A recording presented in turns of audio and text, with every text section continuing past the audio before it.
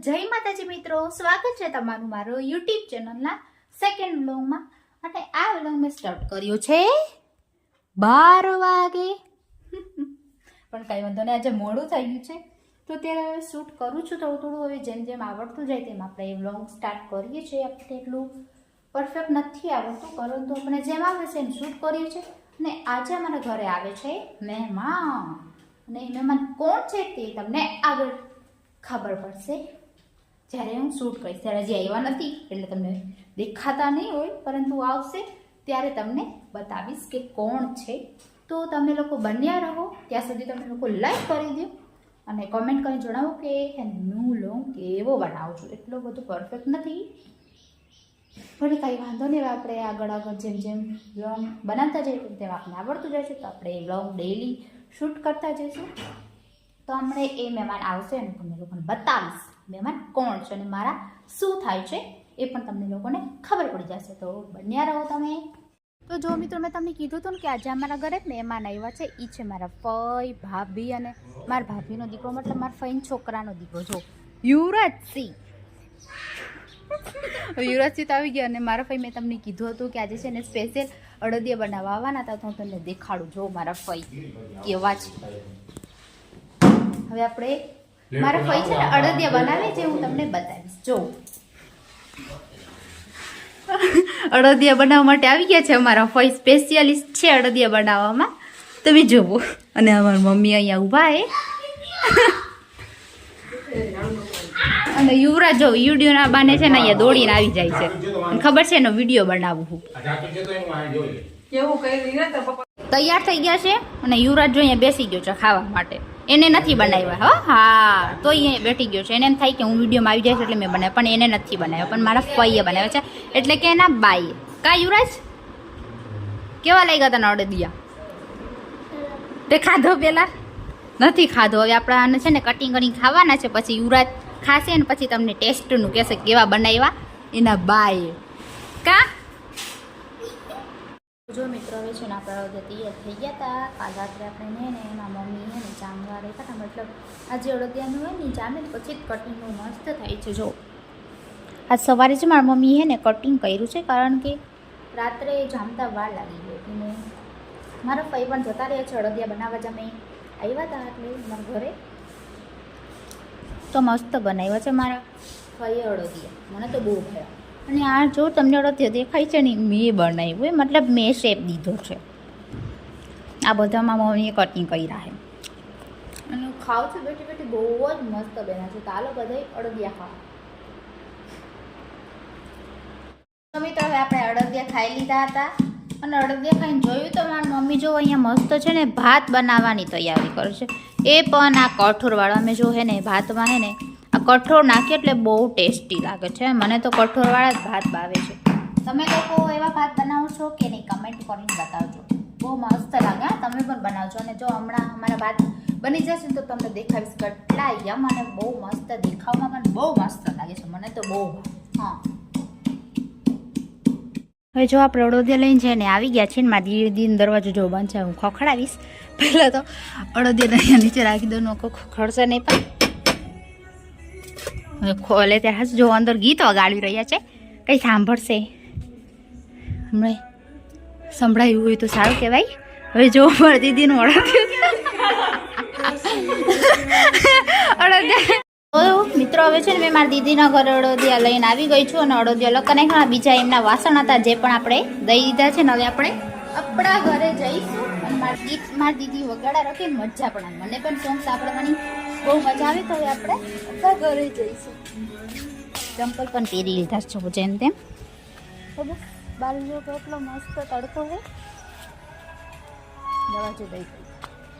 બસ આપણું ઘટો ભજવા છે. તો હવે આપણે આપણા ઘરે જઈએ. વાવ, તડકો તો બહુ મસ્ત છે. આપણે આપણા ઘરે આવી ગયા છે. હું દેતા આવી દિવ્યા બેનને અડદિયા.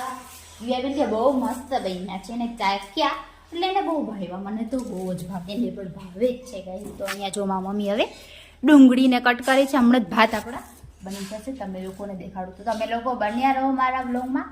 હમણાં આપણે ભાત પણ ટેસ્ટ કાઢો. આજે છે ને મારી મમ્મી કેવી રીતે ભાત બનાવે છે એની રેસીપી હું તમને લોકોને બતાવવાની છું. તો આ કુકરમાં જો મારી મમ્મીએ છે ને ગરમ તેલ થઈ ગયું છે ને તો એમાં જીરું અને હિંગ નાખી દીધું છે. ને હવે એમાં શું નાખ્યું કહું? આ છે બાદિયા, જે આપણે ભાતમાં નાખીએ ને તો બહુ મસ્ત સ્વાદ આવે છે. અને મારી મમ્મી જો એ ભાત બનાવે છે રેસીપી હું તમને લોકોને બતાવું છું. હવે આમાં આપણે નાખી દીધી છે ડુંગળી, જે મારી મમ્મી નાખે છે, હું નથી નાખી. હવે મસ્ત એને મારી મમ્મી હલાવી જો કા મસ્ત બનાવશે મારી મમ્મી ભાત. એમાં શું નાખવાનું છે? આ વટાણા ને બટેટા એને ધોઈ નાખ્યા છે મારી મમ્મી. હવે એમાં પણ ભાતમાં નાખશું. તો ભાતમાં વટાણા તો નાખવા જોઈએ કેમ કે બહુ મસ્ત ઈ પણ લાગે છે. કુકર એટલે બંધ કરી દીધું. કેમ? ચડી કે ડુંગળી આમાં છે ને ચડે ને 5 મિનિટ સુધીમાં ચડશે. બોલો એમ મારી મમ્મી કન ગઈ ને એમ પણ વહી ગઈ. જો એમાં ચડે ત્યાં સુધી આપણે વાત જોઈએ. આપણે ડુંગળી છે ને મસ્ત ચડી ગઈ છે અને મારી મમ્મી એમાં એડ કરે છે વટાણા અને બટેટા. હા નાખી દીધો જો કા એ બધું મિક્સ કરી નાખે વટાણા અને બટેટા. એટલે મસ્ત ભાત બનશે. તમે ખાલી જોતા જાઓ એટલે તમને લોકોને હે ને એમાં મમ્મીની ભાતવાળી રેસીપી પહેલાં જ દેખાડી દઈશું કે મારી મમ્મી ભાત બહુ મસ્ત બનાવશે. સુગંધ તો બહુ મસ્ત આવે છે. હજી ખાલી વઘાર જ થયો છે વટાણા બટેકાનો, જે નાખ્યું હતું જીરું ને એવું બધું વઘારું થઈ ગયું છે. સુગંધ તો બહુ મસ્ત જ આવે છે. હવે બધું મિક્સ કરી લીધું જો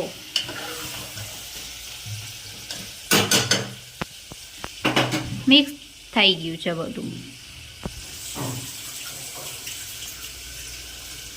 મમ્મી આમાં હવે મરચા પાવડર નાખી દીધું છે અને મરચા પાવડર હજુ નાખે છે.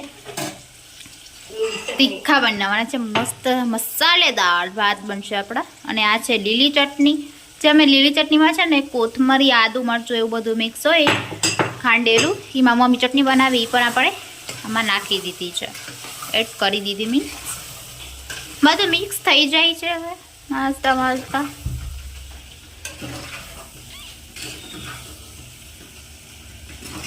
જો પરફેક્ટ મિક્સ થઈ ગયું એવું લાગે છે.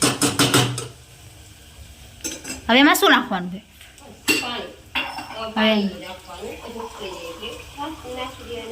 હવે એમાં મમ્મી પાણી એડ કરશે. એમાં 1 ગ્લાસ પાણી નાખી દીધું છે જો.